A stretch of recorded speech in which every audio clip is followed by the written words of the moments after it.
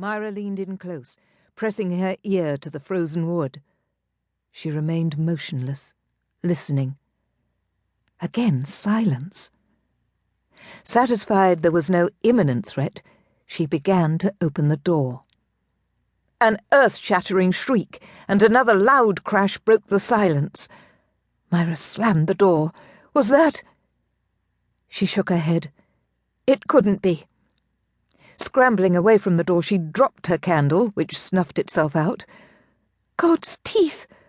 Was that a battle cry? Granted, she'd never heard one before, but 'twas not just any shout. Nay, this sound was terrifying. A cry that sent her knees to shaking and her lip to bleeding from biting it so hard. She could barely see. The candles at the altar weren't putting off enough light. What in blazes was she supposed to do? How would she protect herself? Damn those guards! Why hadn't there been any warning, shouts of caution? Why hadn't the gates been closed? Was it possible that she'd just not heard the warnings? She had been deep in prayer, worrying about her sore knees, and, to add insult to injury, she'd needed to use the privy for hours. Had she been that preoccupied? Angered? So distracted that if someone had shouted in her ear, she probably wouldn't have heard it. She took a deep breath to figure out her next course of action.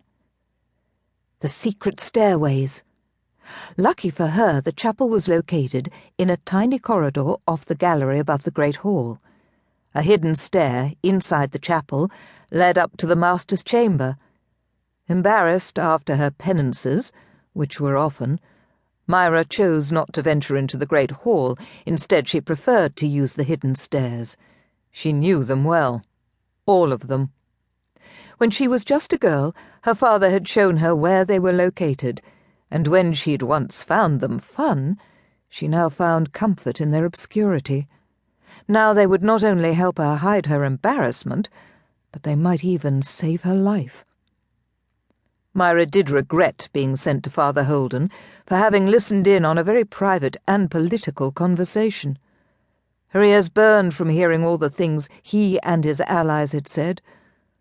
Worry consumed her. But this was no time to think back on that conversation. Or was it?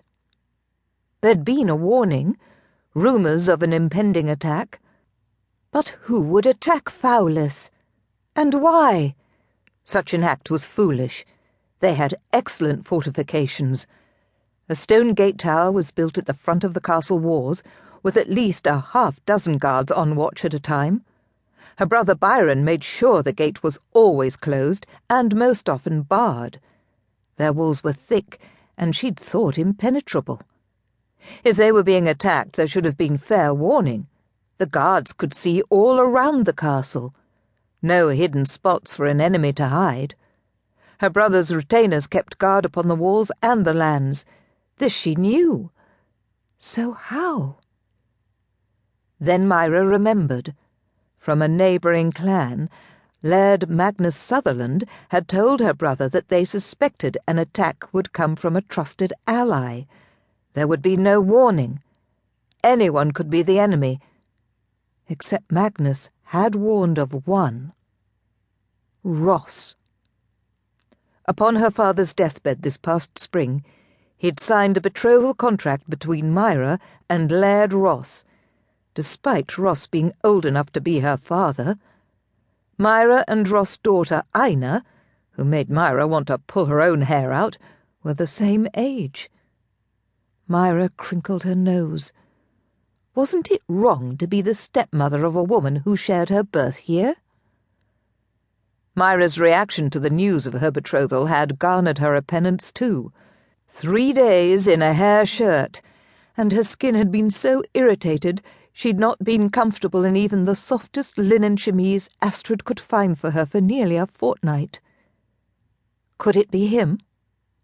Was that how the enemy had gained entrance without warning? If 'twas Ross, then he probably tricked everyone into thinking he'd come to discuss the impending alliance between their two clans. Byron wouldn't have suspected an attack, despite the warning.